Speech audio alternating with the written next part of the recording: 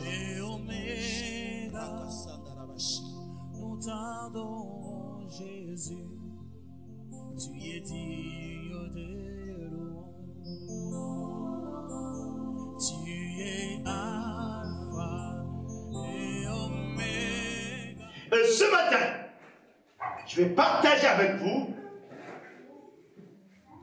communiquer de pensée de la parole de Dieu au sujet de petits thèmes qu'on va partager aujourd'hui, qui s'intitule comme toute chose concourt au bien de ceux qui aiment Dieu. Amen. Alléluia. Amen. Est-ce qu'il y a ceux qui aiment Dieu dans cette assemblée? Amen. J'estime que si tu es là, c'est parce que tu aimes Dieu. Amen. Et que Dieu allait faire quelque chose dans ta vie. Et tu es venu pour l'écouter par amour que tu as pour lui, mais aussi parce que tu sais qu'il est ton Père.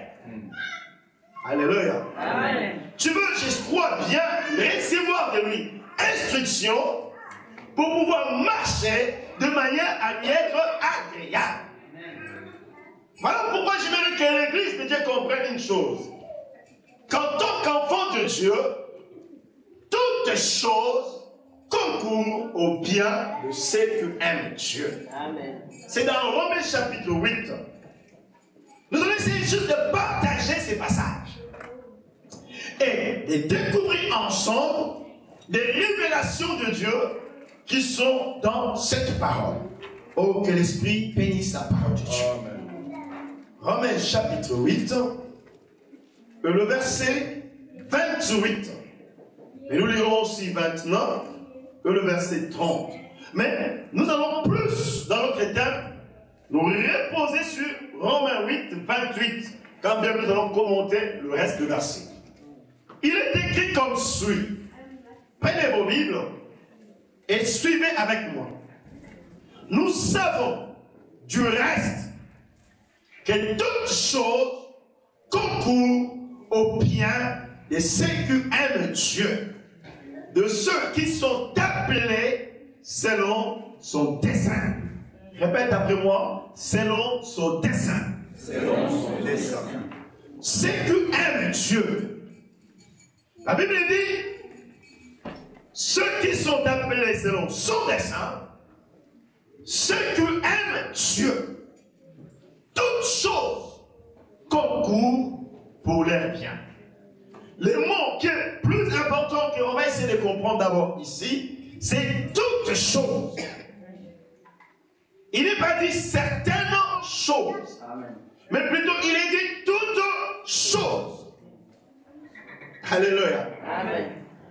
Comme pour dire qu'il n'y a rien qui ne pourrait concourir pour le bien de ceux qui aiment Dieu. Mais tout ce qui puisse arriver, tout ce qui peut se faire, cela concourt pour le bien de ceux qui aiment Dieu. Alors, la première des choses que je voudrais que nous comprenions avant de développer notre sujet. Ici, il est dit, non pas que nous croyons. Il faut comprendre la nuance, en tant que chrétien, de la parole de Dieu. Il n'est pas dit que nous croyons que toutes choses concourent au bien de ceux qui aiment Dieu. Là, je vais dans les explications de mots. Il est dit, nous savons. Donc, cela est une certitude, est une évidence. Non pas une abstraction auquel nous croyons, mais un fait que nous devons accepter comme un tel. Comme une réalité inchangeable. Une réalité permanente. Une réalité absolue dont nous avons connaissance. Parce que là, il est question de savoir. Alléluia. Amen. Donc, un chrétien ne pourra pas dire qu'il croit que toutes choses concourent au bien de ceux qui aiment Dieu, mais un enfant de Dieu lui dira, je sais. Amen. Je sais que toutes choses concourent au bien de ceux qui aiment Dieu.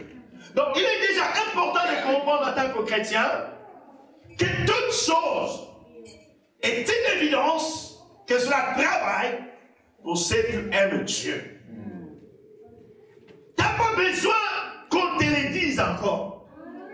Tu n'as pas besoin qu'on insiste ou qu'on réinsiste sur cela. Mais tu dois d'abord le savoir. Pourquoi est-ce que tu dois le savoir? Alléluia. Amen. Tu dois le savoir parce qu'au préalable, il y a une notion que je dois aussi comprendre. C'est la notion de la souveraineté de Dieu. Du contrôle absolu que Dieu assure la création et ses créatures. Amen. Alléluia. Amen. En tant que chrétien, nous devons savoir une chose. Pour avoir cette certitude, ça pour ceux qui veulent noter, ils peuvent noter. C'est que Dieu, le créateur de notre Père, est l'absolu. C'est-à-dire qu'il est celui qui commence et qui termine. Il est celui qui crée et il est celui qui accomplit. Il est celui qui est le début et la fin. Il est la source de toutes choses. Il n'a de compte à rendre à personne, mais toute chose, toute personne a à lui rendre des comptes. Amen. Donc la notion en tant qu'enfant de Dieu, de la souveraineté, de l'absolu de Dieu, doit être réelle. Un chrétien doit chercher à en être convaincu pour savoir que toute chose concourt à son bien. Et il faut d'abord qu'un chrétien comprenne. Le livre de Psaume, chapitre 24, verset 1er. Qu'est-ce qu'il est dit dans le Psaume 24, 1er? Le Psaume 24, verset 1er. Qu'est-ce qu'il est dit? À l'Éternel, la terre et ce qu'elle renferme. Le monde et ce que l'habite. Au verset 1, il est dit, car il a fondé sur les mers et affermi sur le fleuve. Alléluia. Amen. Écoutez-moi, peuple de Dieu. La terre, comme le dit la Bible, et ce qu'elle renferme appartiennent à Dieu. Cet enseignement que je vous donne, qui est fondamental, vous permettra d'être l'objet de la gloire de Dieu et devant toute situation de savoir qu'il y a un issue. Amen. La Bible dit à l'Éternel, la terre et ce qu'elle renferme. Là, il n'est pas seulement dit que Dieu est le créateur, mais il est dit que la terre et ce qui la renferme appartiennent à Dieu. Il y a la notion d'appartenance, de propriété. Et il est dit, non seulement que la terre est ce qu'elle renferme, mais aussi ce qui l'habite. Répétez après moi, ce qui l'habite. Qui est-ce qui habite la terre? Les hommes. Quand je dis homme, je vois homme et femme. Eux habitent la terre. On peut aussi voir la terre et ce qu'elle renferme, c'est-à-dire la création. Là, je vois le monde animal.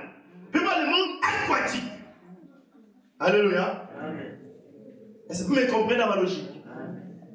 Donc, que ce soit le monde animal, ou que ce soit le monde aquatique, ou que ce soit, je ne sais pas, le monde céleste, ou que ce soit ceux qui habitent, c'est-à-dire nous, les humains, la Bible dit une vérité que nous appartenons à Dieu. Amen.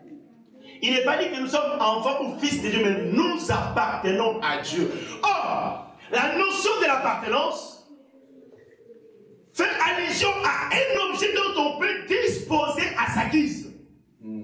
Alléluia. Amen. Quand on est propriétaire d'une chose, on en dispose comme on veut.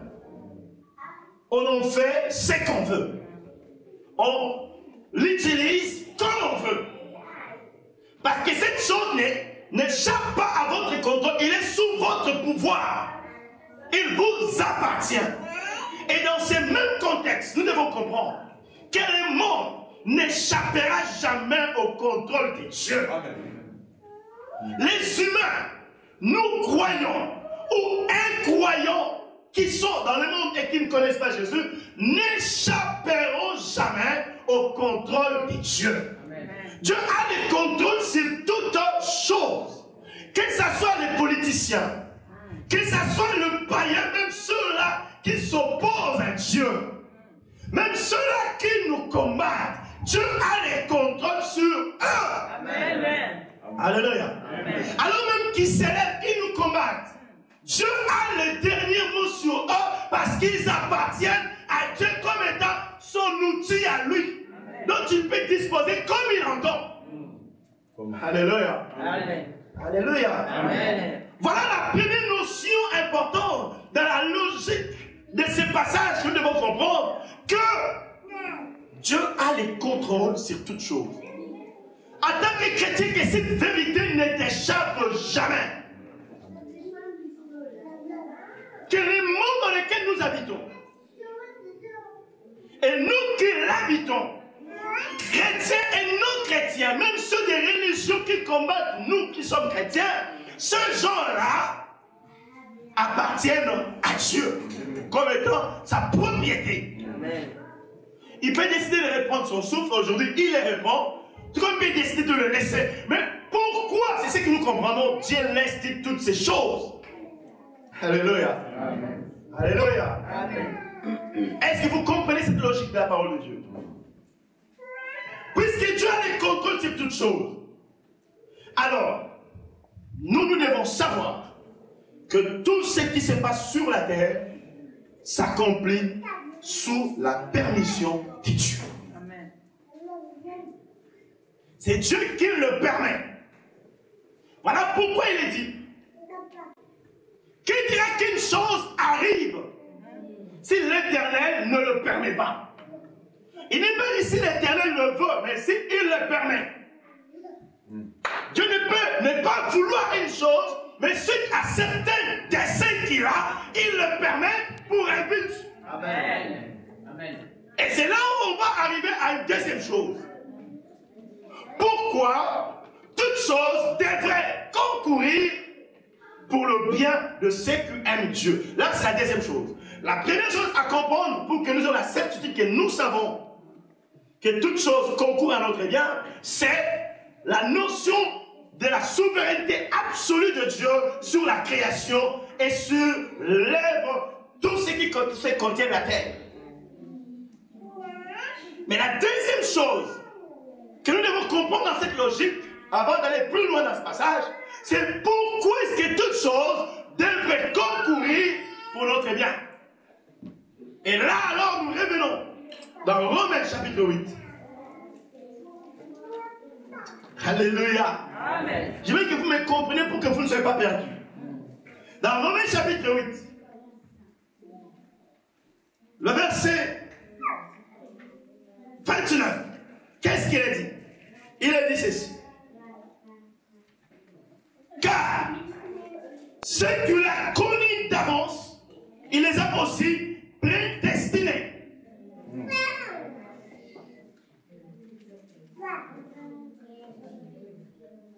à être semblable à l'image de son fils, afin que son fils soit le premier-né de beaucoup de frères. Dites à ton frère, semblable à Christ. Voilà pourquoi Dieu ferait que toute chose travaille au bien de ceux qui aiment Dieu. Pourquoi? Parce que Dieu a un but. Le but de Dieu au travers de toutes choses qu'il puisse permettre qu'il nous arrive ou arrive dans le monde, c'est de nous amener, nous qui sommes son peuple, à être transformés à l'image de son Christ. Alléluia. Et vous me comprenez? Je vais ouvrir une parenthèse. Dans la Bible, il y a des notions importantes. La notion de la prédestination. La notion de la préscience. Ces deux choses sont importantes et que nous devons comprendre. La Bible dit, l'apôtre Pierre qui parle, il dit, j'aimerais quand même qu'on lise ce passage dans 1 Pierre, chapitre 1, verset 2. 1 à 2. L'apôtre Pierre dit quelque chose d'important. et que j'aimerais que nous connaissions. 1 Pierre, chapitre 1, versets 1 à 2. Il est écrit ce qui suit.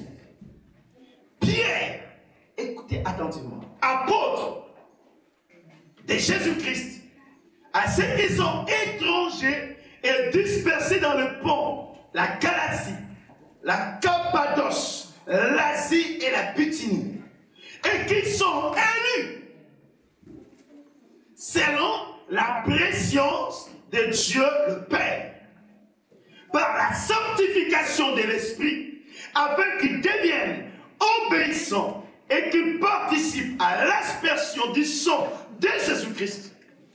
Que la grâce et la paix vous soient multipliées. Alléluia. Amen. Qu'est-ce qu'est la préscience? La préscience, c'est la faculté de connaître les choses à venir d'avance. Est-ce que vous me saisissez? Amen. C'est cette faculté peut avoir une personne de savoir ce qui se ferait dans 10 ans, dans 20 ans, dans 30 ans, dans 1000 ans.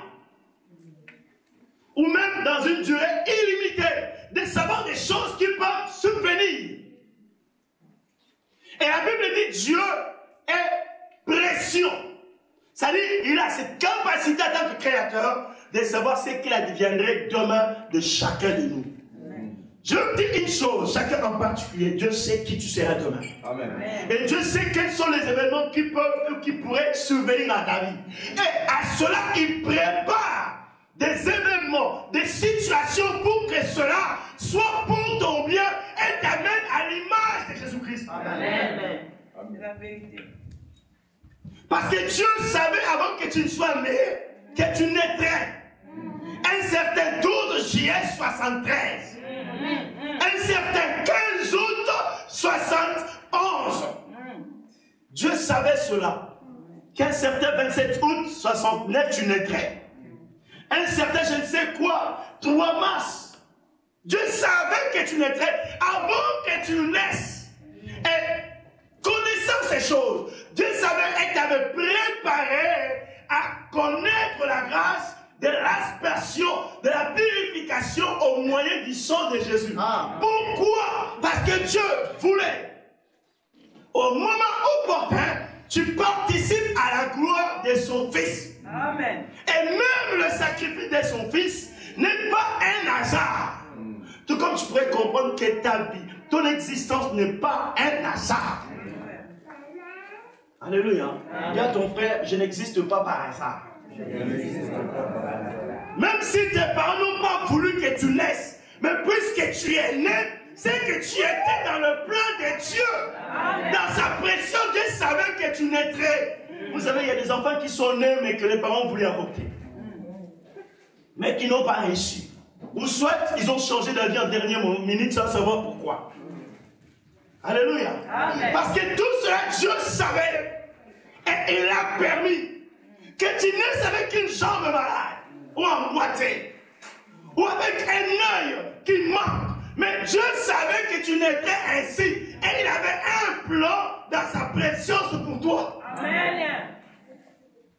Alléluia. Amen. David a exprimé, il dit, alors que j'étais encore qu'une masse infâme dans le ventre de ma mère, tu me connaissais. Mes jours sur la terre étaient écrits devant toi. Alléluia. Dieu sait qui tu es réellement. Amen. Quand tu es en colère, il le sait. Amen. Quand tu es content, il le sait. Amen. Il sait quand tu es vraiment rassasié, tu dis, oh Dieu est bon. Ou même quand tu doutes de lui, il le sait. Et il savait que toutes ces choses arriveraient. Mais ce que Dieu attend plutôt pour que tu ailles dans le but qu'il poursuit, c'est les attitudes que tu vas adopter par rapport à ça. Amen.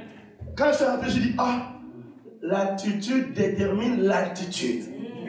J'ai dit, mon Dieu, quelle vision, quelle compréhension de la parole.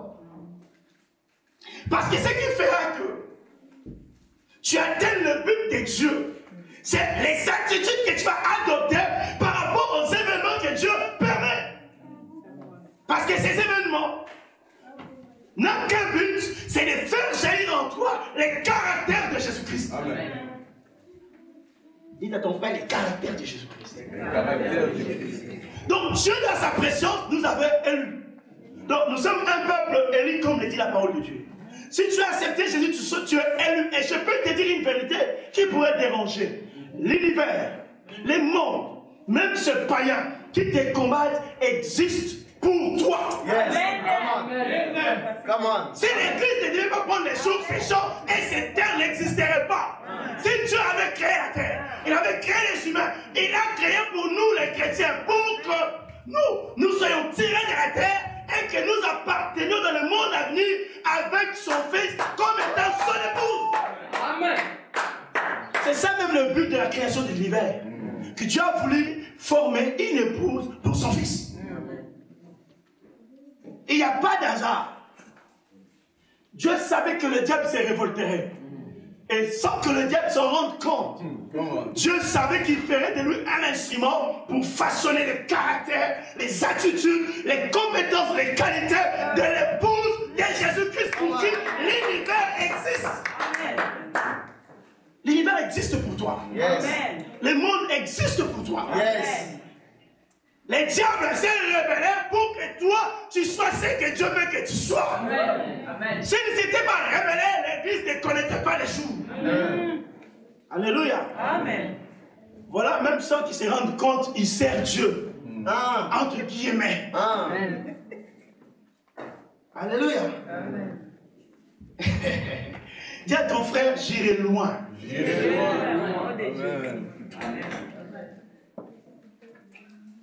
Je me sens heureux de partager avec vous ces vérités. Donc, vous devez comprendre cette vérité-là.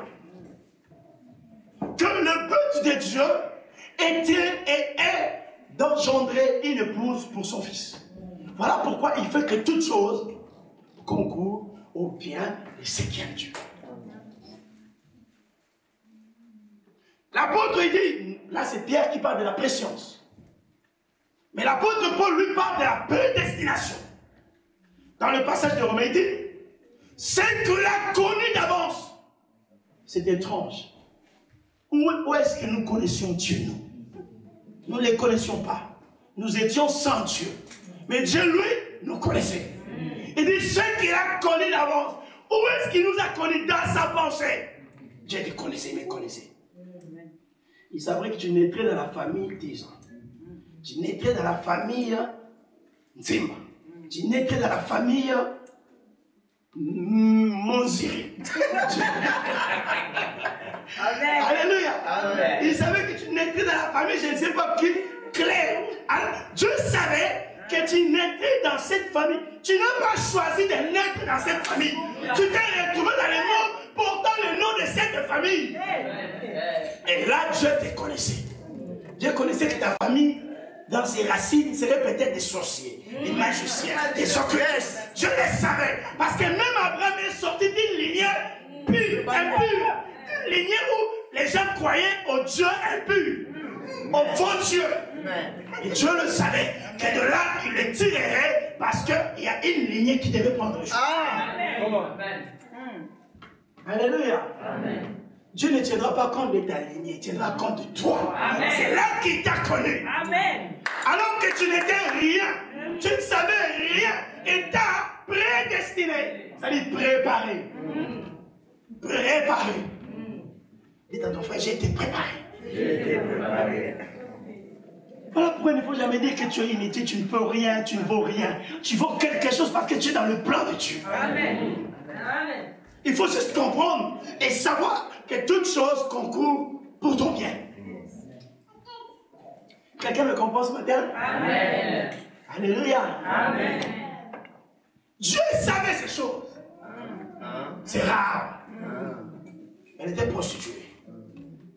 Est-ce que Dieu ne savait pas que Rahab était prostituée? Dieu le savait.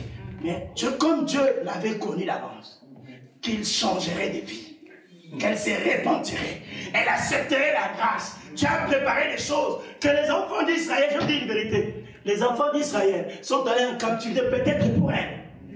Pour qu'à leur sortie, qu'ils la trouvent, elle à Jéricho, et qu'elle accepte Jésus de Nazareth. C'est-à-dire qu'elle accepte d'aider le peuple de Dieu à entrer à prendre possession de Jéricho. Je vous dis, si Rahab n'avait pas protégé ces témoins-là, ces espions, ils seraient tués. Ils ne rentreraient pas faire les rapports. Et comme ils ne rentreraient pas faire les rapports, les Juifs n'avanceraient pas non plus vers Jéricho. Parce qu'ils n'auront pas su ce qui s'est passé à Jéricho. Et que Rahab soit là. Alléluia. Alléluia. Mais les gens pouvaient la rejeter. Une prostituée. Qu'est-ce qu'elle a fait?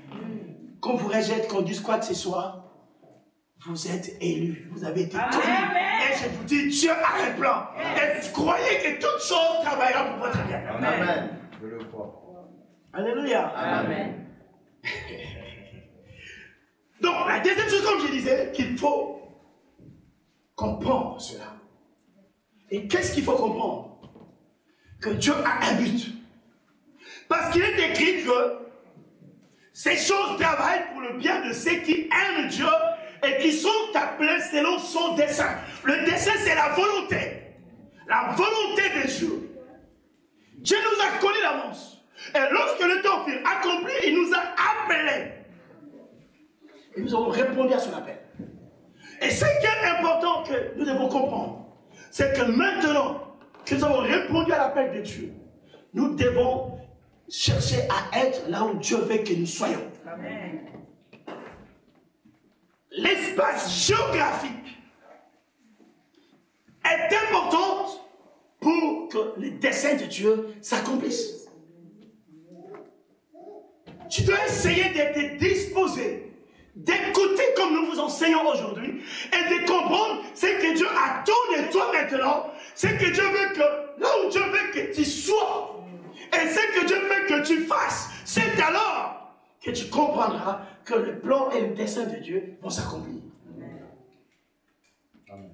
Yes. Voilà pourquoi si vous êtes avec une personne, que vous savez être un lot, une malédiction pour vous, séparez-vous. Amen.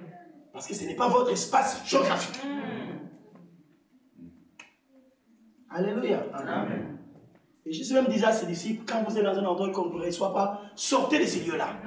C'est que ce n'est pas votre endroit. Allez ailleurs. Et vous vous retrouverez dans votre espace géographique. Amen. Alléluia. Les enfants d'Israël n'allaient que là où la nuée partait. Quand la nuée allait à gauche, ils allaient à gauche. Quand la nuée allait à droite, ils allaient à droite. Donc, c'est pour dire qu'on ne peut être que là où Dieu veut qu'on soit. Amen. Pour que le dessein de Dieu s'accomplisse et que nous voyons toutes choses travailler pour notre bien. Là, j'ai réduit maintenant au point 3. Toutes choses. Quand la Bible parle de toutes choses, nous devons comprendre qu'il s'agit d'une part des bonnes choses et de l'autre part des mauvaises choses. Toutes choses, ce n'est pas seulement les bonnes choses, parce que nous aimons que les bonnes choses. On est heureux content que quand il y a de bonnes choses. Mais Dieu ne dit pas que seulement les bonnes choses travaillent pour notre bien. Il dit toutes choses. Donc, d'une part les mauvaises, et de l'autre les bonnes. Parlons rapidement des bonnes choses, avant d'entamer les mauvaises choses. Alléluia. Parce que là, je sais que ça va me faire un peu réjouir. Seigneur, c'est Dieu. Mais tu comprendras par après que c'est bien pour toi. Amen. Les bonnes choses, c'est par exemple le mariage. C'est une bonne chose quand cela t'arrive. Le succès dans le ministère, c'est une bonne chose. La réussite dans la vie professionnelle, c'est une bonne chose qui peut arriver à une personne. Et Dieu veut que nous prospérions. Il peut tout faire, mobiliser des gens, le faire trouver grâce auprès des gens pour que nous atteignions ces buts. Et ce sont des bonnes choses qui peuvent nous arriver. Et par lesquelles nous pouvons dire, oh, béni soit l'Éternel, Dieu est bon et grand. Qui n'aimerait pas réussir? Est-ce qu'il y a quelqu'un qui n'aimerait pas réussir? Alléluia. Amen. Alléluia. Est-ce qu'il y a quelqu'un qui n'aimerait pas réussir ici? Non. Pourquoi? Parce qu'on ne fait pas de mauvaises choses. On ne fait que de bonnes choses. Et la Bible dit que ce livre de la loi ne s'éloigne pas de ta bouche. Médite-la nuit et jour. Médite-la nuit et jour. Pourquoi est-ce qu'on doit la méditer nuit et jour? Pour réussir dans tout ce qu'on en reprendra. Est-ce que vous comprenez? Pour avoir du succès, ce qui veut dire que les succès, la réussite, tout ce qui est digne, tout ce qui est louable, tout ce qui est honorable est dans la volonté de Dieu pour chacun d'entre nous. Parce que d'ailleurs, la Bible affirme qu'il y a des bonnes choses que Dieu avait préparées d'avance pour nous, pour que nous la pratiquions. Que ce soit dans la vie spirituelle, que dans notre vie professionnelle. Toutes les bonnes choses qui puissent nous arriver, nous devons savoir que ce sont des bonnes choses que Dieu avait préparées d'avance pour nous. La réussite, les succès, l'élévation, la gloire, la promotion, tout ce qui est de bien, Dieu l'a préparé d'avance. Éphésiens chapitre 2, verset 10. Nous avons été créés en Jésus-Christ pour la pratique des bonnes œuvres que Dieu avait préparées d'avance pour nous.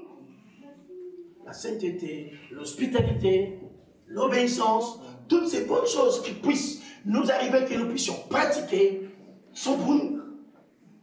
Voilà pourquoi l'apôtre Paul dira que tout est à vous. Si vous ne savez pas, tout est à vous. Il avait dit la vie est à nous.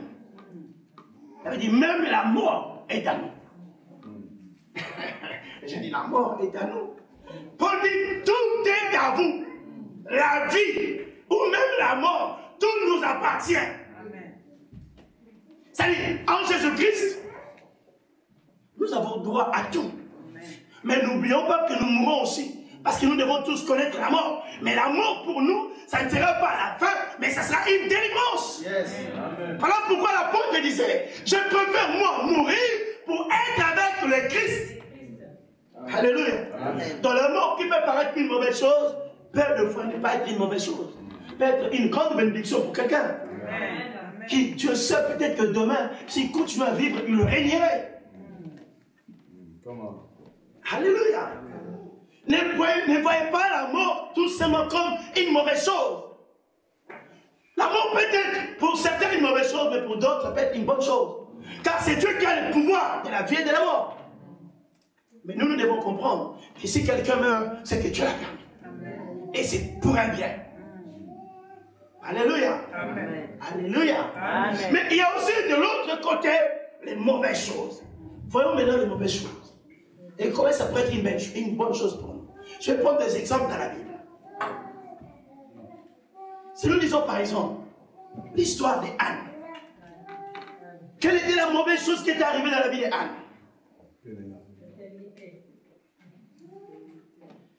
Pénina et la stérilité. Qu'elle faisait Pénina? Mortifier Anne. Pénina ne faisait que mortifier l'âme de Anne. Donc Anne a souffert. De quoi? Des calomnies, des mépris de celle qui était l'autre épouse, excusez-moi, l'autre épouse de son mari. Anne a souffert pendant des années. Elle pouvait aussi renier Dieu.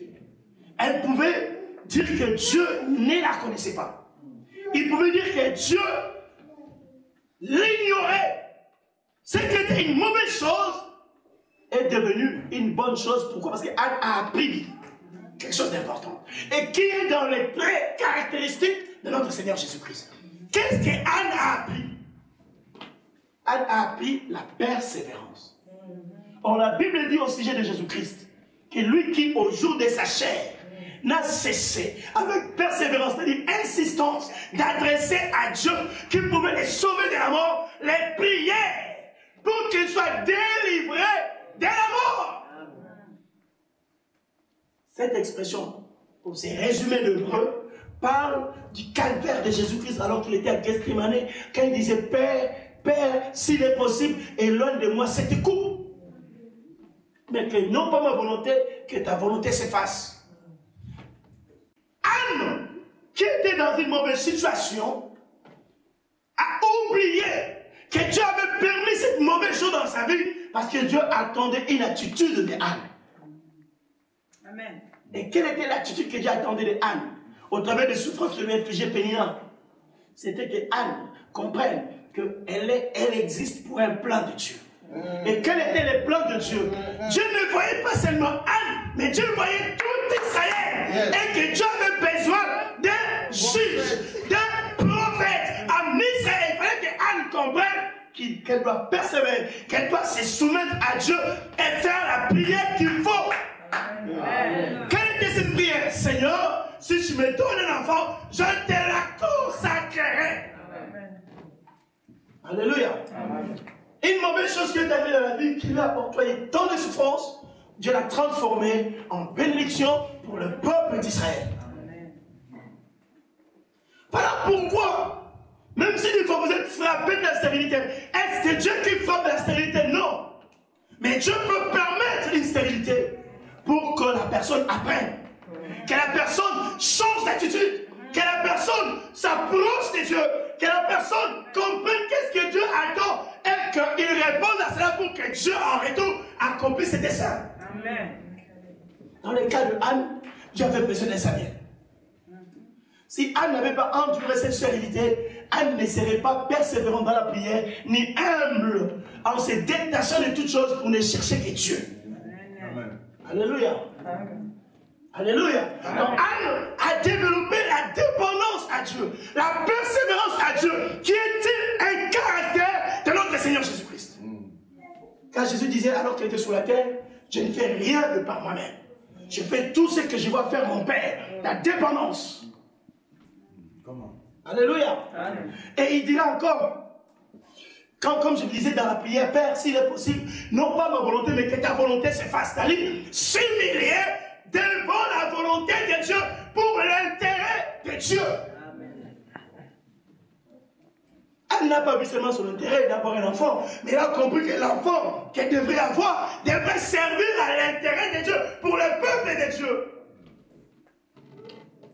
Donc voilà comment une mauvaise chose qui est arrivée, Dieu l'a changée en bonne chose après. La Bible ne nous dit pas combien de temps ce qui a été stérile. Mais j'imagine que cela a duré longtemps. Et même voire très longtemps.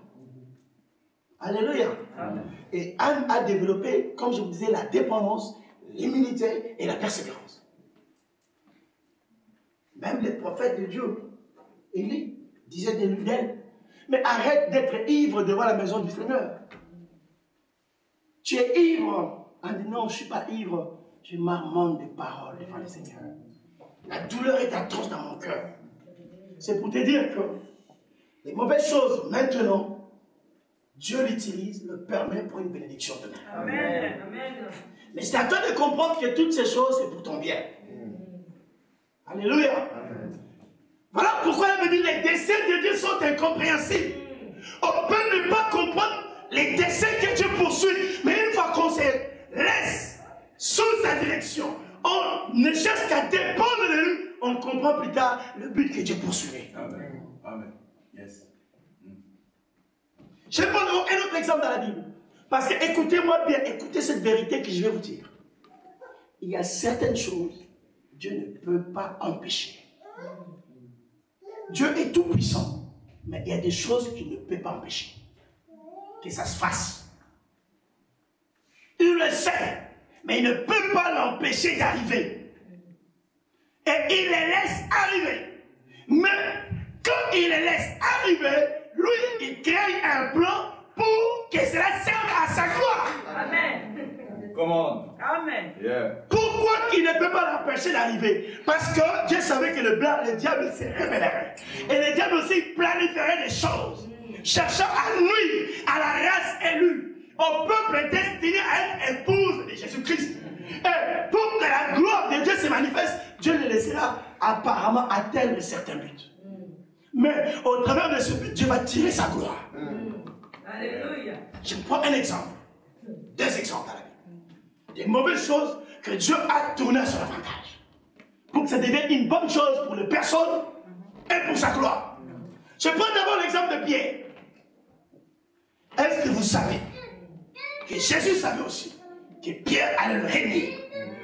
Mais est-ce qu'il en a empêché? Non. Alléluia. Alléluia. Amen. Jésus savait que Pierre allait le régner. Régner Jésus, c'est l'abandon de la foi. C'est ce qu'il appelle même l'apostasie. C'est grave. Parce que c'est quelque chose de public. Mais Jésus savait que c'était le diable qui avait réclamé Pierre. Il pouvait dire non, tu ne touches pas à Pierre. Non, Pierre m'appartient. Mais Jésus a dit ceci, dit, Pierre, le diable te réclame. Mais moi j'ai prié pour toi. Donc j'ai fait un autre plan. Mais quand ce plan-là s'accomplirait, toi, va affermir tes frères. Yes. Alléluia. Donc l'humiliation de Pierre, parce que Pierre a dit réellement 3 fois, une fois on peut comprendre, mais 3 fois ça devient volontaire. Alléluia. Amen. Une fois on peut comprendre qu'il est tombé. Et il s'est révélé, il s'est relevé. Mais 3 fois, il y a quand même des doutes. Alléluia. Amen. Qui comprend cette vérité? Amen. 3 fois il y a des doutes. On dit non, ça c'est volontaire. C'est pas des circonstances, mais il a voulu, il a décidé. Mais Jésus n'a pas empêché ça. Il a laissé Pierre le renier. Mais comme il voulait tirer gloire après, qu'est-ce que Dieu a voulu faire? Qu'est-ce que Dieu cherchait en Pierre? Briser son orgueil.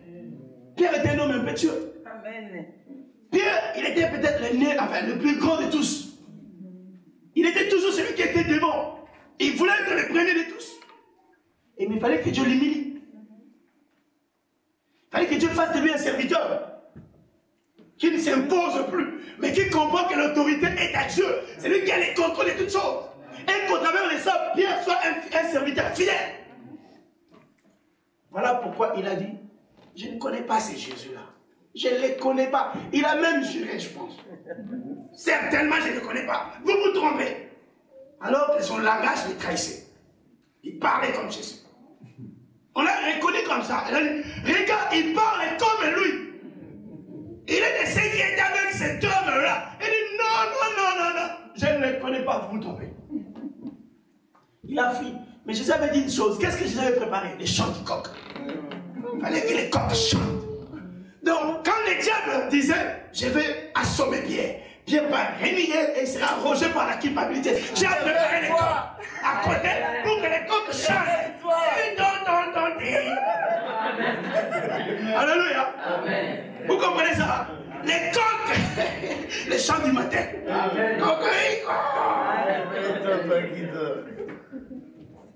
Pierre qui dormait, parce qu'il avait régné, qu'il avait perdu, il a entendu les chants du coq. L'esprit qui disait à sa conscience, relève-toi, toi qui es tombé, et Christ va t'éclairer. Réveille-toi dans tes morts. Tu peux encore te relever. Moi, je peux te dire ce matin, même quand les mauvaises choses arrivent, tu peux te relever. Amen. Tu peux te relever. Amen. Parce que ces choses sont pour tes biens, ton bien. Et le bien, c'est que Dieu a un but, une chose qu'il accomplira pour sa gloire. Amen. Car après, Pierre est devenu un serviteur fidèle. Yes. L'homme sur qui Jésus pouvait compter. Qui pouvait le jour de la Pentecôte s'élever, parler devant 3000 hommes en leur disant, cet homme que vous avez crucifié, que vous avez fait mourir sur la croix, c'est en lui que nous croyons. Et toutes ces choses s'accomplissent en son nom. Mais il ne pouvait pas arriver là si d'abord il n'avait pas connu l'humiliation. Tu comprends cette vérité? Amen. N'aie pas peur de l'humiliation. N'aie pas peur des problèmes. N'aie pas peur des mauvaises situations qui peuvent nous arriver, qui peuvent être contraignantes. La Bible dit les malheurs atteignent souvent le juste, mais l'Éternel l'en délivre. Là, les connaisseurs disent tout. Pourquoi est-ce que Dieu l'en délivre toujours? Parce que Dieu a un plan derrière toujours. J'étais toujours au peuple de Dieu. Ne vous culpabilisez pas. La culpabilité ne vient pas de Dieu. La culpabilité est une arme de l'ennemi. Mais un enfant de Dieu, ce qu'il fait, c'est qu'il change l'attitude. Il cherche quelle attitude adopter devant telle et telle situation. Ceux qui aiment Dieu, ceux qui sont nés de Dieu, ceux qui sont appelés de Dieu, quand ils tombent, quand les difficultés arrivent, quand les problèmes arrivent, ils ne croisent pas le bras. Il dit, que ferait Jésus dans cette situation-là? Il s'élève. Ils combattraient jusqu'à la fin. Parce qu'ils diront ceci. Nous avons reçu la grâce. Non seulement de croire en Jésus, mais aussi de souffrir avec Christ et pour Christ. Je vais prendre encore un autre exemple dans la Bible. C'est une mauvaise chose. Qu'est arrivé à une personne mais que Dieu a tourné à son avantage? Vous savez quoi? Alléluia. Dans Jean chapitre 9. Qu'est-ce qui est arrivé dans Jean chapitre 9? Un homme qui est né comment? Aveugle. Écoutez, souvent on a tendance à croire et à imaginer que quand le malheur nous arrive, on a toujours péché. Ou quelqu'un a péché. Ce n'est pas vrai. Cela peut être aussi le cas. Mais ce n'est pas toujours vrai. Dans cette histoire, il est dit que cet homme est né comme tel. Il est né aveugle. Il est né sans la vue. Et les gens disaient, si cet homme est comme ça, c'est parce que son père, ou ses parents, ou ses ancêtres ont péché. La malédiction de 4e génération. Arrêtons avec ces histoires, c'est fini. C'était aussi une réalité. Mais en Christ, il n'y a pas cette malédiction de 4e génération. En Jésus, Dieu nous délivre pour nous qui sommes chrétiens de cette malédiction de 4e génération. Je ne dis pas que cela n'existe pas. Mais je dis que cela est fini. En Jésus-Christ, Dieu nous en délivre. Parce que si c'était toujours la malédiction de la 4e génération, nous ne serons même pas des chrétiens. Nous n'aurons rien de bon. Parce que cette malédiction nous enfermerait tellement dans les ténèbres éternelles que nous ne verrons même pas la grâce de Dieu. Mais si on peut déjà voir la lumière de Dieu, c'est que Dieu est en train d'opérer un travail pour mettre fin à cela. Parce que Jésus est devenu une malédiction pour nous. Cet homme, les gens ont cru que ses parents ou ses ancêtres avaient péché. Écoutez-moi bien. Ce que Dieu aujourd'hui n'est pas le résultat du péché de tes ancêtres. Dieu a voulu que tu acceptes Jésus pour que cette situation change. Amen. Et s'il y a un problème dans ta vie, ne dis pas toujours que j'ai péché. Si tu examines que tu n'as pas commis de péché, tu n'as rien fait de mal, sache que Dieu poursuit la lutte. Et que ce problème a une fin. Ça peut prendre 10 ans, ça peut prendre 5 ans, ça peut prendre une année, mais Dieu a un plan. Le problème, c'est nous qui n'arrivons pas à prendre l'attitude et à supporter avec persévérance cette souffrance. Nous devons apprendre à supporter jusqu'à ce que Dieu va nous en sortir. Cet homme, le but de Dieu était quoi? Était que la gloire de Dieu soit manifestée. Écoutez, certaines maladies qui peuvent surgir dans ta vie, c'est pour la gloire de Dieu. Qu'est-ce que Dieu cherche au travers de sa gloire? Que tu reconnaisses qui il est réellement pour toi. Vous savez, plus Dieu a un plan énorme, grand pour une personne, plus il y a des problèmes de difficultés qui arrivent à cette personne. Et le but, c'est quoi? C'est que cette personne ait une révélation de la toute-puissance de Dieu qui contrôle toutes choses. Je fais une parenthèse sur Abraham. Dieu lui dit, tu auras une descendance, une grande nation. Mais Abraham, à sa femme, à qui j'avais fait la promesse, ne pouvait pas concevoir. Il ne pouvait pas avoir d'enfant. Mais Abraham a cru. Et Dieu lui a dit, non, Genèse 17, quelque chose dit, je suis le Dieu tout-puissant, marche devant ma face, soit intègre. C'est ça ce que Dieu voulait qu'Abraham, au travers de cette épreuve, au travers de cette difficulté, qu'il comprenne que l'Éternel était le Dieu tout-puissant. Amen. Voilà pourquoi de mauvaises choses peuvent arriver dans notre vie. Mais ça ne va pas rester éternellement. Ça prendra fin. Amen. Mais nous devons chercher des attitudes qu'il faut. Des attitudes qui relèveraient du caractère de Christ. Tu peux connaître un échec aujourd'hui, un échec scolaire. Est-ce la fin? Non, ce n'est pas la fin. Mais Dieu l'a permis. Pourquoi? Tu peux connaître un échec ministériel aujourd'hui. Est-ce la fin? Non, Dieu sait pourquoi il permet. Parce qu'il cherche quelque chose en toi. Et tant que tu ne l'as pas encore cerné, c'est que Dieu attend de toi. Tu seras encore dans ces tourments. Amen. Mais quand tu auras compris ce que Dieu attend de toi, et le but que Dieu cherche à accomplir, à atteindre, quand tu l'auras fait, tu verras ce que tu feras. Amen. Voilà pourquoi je t'ai dit, les gens peuvent dire n'importe quoi. Les gens peuvent te juger.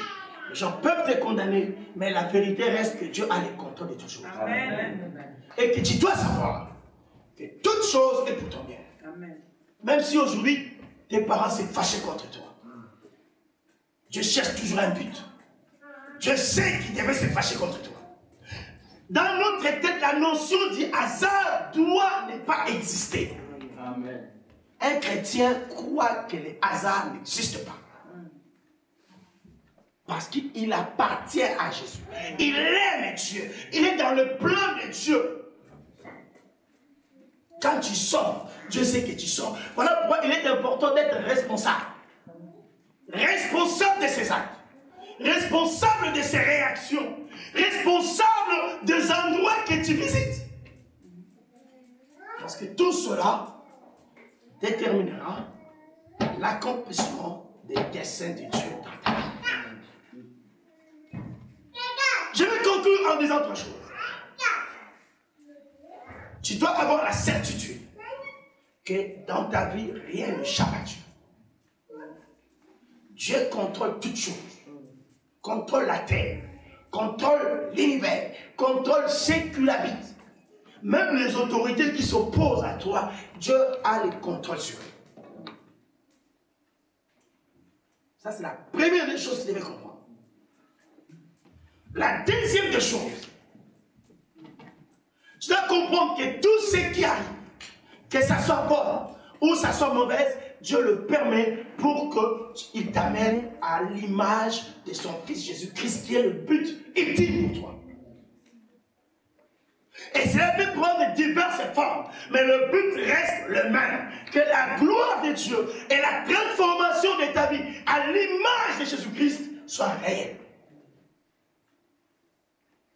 Et la troisième des choses que tu dois comprendre, c'est que tu dois être responsable des attitudes que tu adoptes face aux situations, face aux événements, de manière à ce que le caractère de Jésus-Christ se développe en toi et que tu te retrouves à l'endroit qu'il faut, quand il faut, pour que Dieu accomplisse son dessein. On peut beau crier le diable nous combattre, mais il nous combat dans un but. S'il ne nous combat pas, on ne s'approcherait pas de Dieu. Il nous combat pour que nous puissions nous approcher de Dieu. Amen. Alléluia. Je prends un petit exemple avant de conclure. Je prends l'exemple de l'apôtre Pierre et l'apôtre Paul. Qu'est-ce qu'il disait? Un ange du diable m'a été mis là. J'ai trouvé ce passage drôle. Hein? Là où j'ai dit que le mystère de Dieu dépasse de loin tout ce qu'on peut imaginer.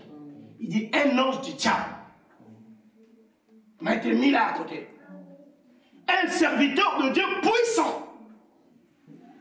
Et Dieu a mis à côté un démon. Donc c'est Dieu a permis à un démon d'infliger à Paul de la souffrance. Qu'est-ce que Paul dit? Il dit, cet ange ne veut que me souffleter à tout moment. Vous savez, donc Paul avait un combat. On admire Paul quand on dit, ah, Paul était un homme puissant. Mais il avait un combat peut-être que tout le monde n'aurait pas supporté. C'est que dans sa conscience, le diable parlait toujours. Toi, tu crois que Dieu est vivant? Tu crois que Dieu, tu regardes, tu parles. Dieu guérit. Mais comment est-ce qu'il ne te guérit pas de ton infirmité là? Regarde. Je ne sais même pas si c'était. Il dit les chats, je ne sais pas ce que c'était. Si c'était un bossu, je ne sais pas. Parce que quelque part, il dit il avait des problèmes de yeux. S'il il était malvoyant, je ne sais pas. Alléluia. Mais le diable, c'est comme si le diable lui faisait voir tout cette malheur. Regarde ces malheurs. Regarde ces problèmes avec ton Dieu là. Tu parles, Dieu agit. Tu as été même amené jusqu'au 3e siècle, tu as vu Dieu. Tu as entendu des choses qu'il est interdit d'entendre. Mais, regarde, ça reste toujours là. Ça ne part jamais. Paul peut dire, ah, j'ai pris Dieu guérit des gens. J'ai pris Dieu fait ceci, fait cela. Mais moi-même, je ne guéris jamais. Je vous avais dit, vous me direz, médecin, guéris-toi toi-même. Donc je crois que c'est ce que le diable disait à Paul. Regarde, tu fais ça, mais termine ton problème, non?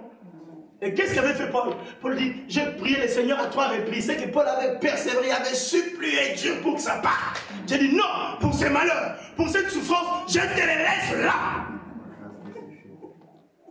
Je n'ai plus d'autre grâce à t'accorder sur ça. Qu'est-ce que Dieu voulait tout ça va dire à Paul? Paul, ça te rappellerait que c'est moi qui suis ton Dieu. C'est moi qui suis le Tout-Puissant. Et que tout ce qui t'arrive de bien, c'est par ma grâce. Tu ne dois pas t'enorgueillir. C'est ça le but, que Paul ne tombe pas dans l'orgueil. Amen. Alléluia. Vous comprenez un peu le mystère de Dieu? Qui m'a compris ce matin? Amen. Donc je vais te dire, ne crains rien. Petit vermisseau. Ne crains rien. Car ton Dieu vient à ton secours. Amen. Il est monté sur une âne. Alléluia. Amen. C'est lui qui fera de toi un traîneau aigu garni de pointe. Amen. Tu ravageras les collines. Tu ravageras les montagnes. Voilà pourquoi que les montagnes s'élèvent, que les collines s'élèvent. Reste ferme. Cherche l'attitude qu'il faut, l'attitude qu'aurait Jésus-Christ, que Dieu cherche en toi. Sois là où il faut, dans l'église où Dieu veut que tu sois, en train de faire ce qu'il faut que tu fasses. Et là, Dieu viendra à ton secours. Amen. Ne promène pas de regard inquiet. Il te soutiendra par sa main triomphante. Amen. Qui croit à la parole de Dieu? Amen. Fermons nos yeux. On va prier. Voilà pourquoi ne pleure plus, ne gémis plus, ne dites plus que non. Pourquoi? Comment? Non, dites plutôt, Dieu a un but. Et je connaîtrai la gloire au travers de cela. Je veux que tu parles au Seigneur par rapport à la parole de Dieu. Pour demander à Dieu, est-ce qu'on peut se mettre debout? Demander à Dieu de t'amener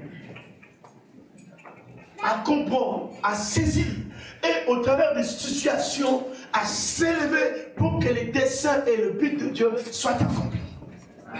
Acclamons fortement les Dieu, et que Dieu le Père, et que Jésus-Christ, son Fils unique, vous bénisse abondamment. Amen.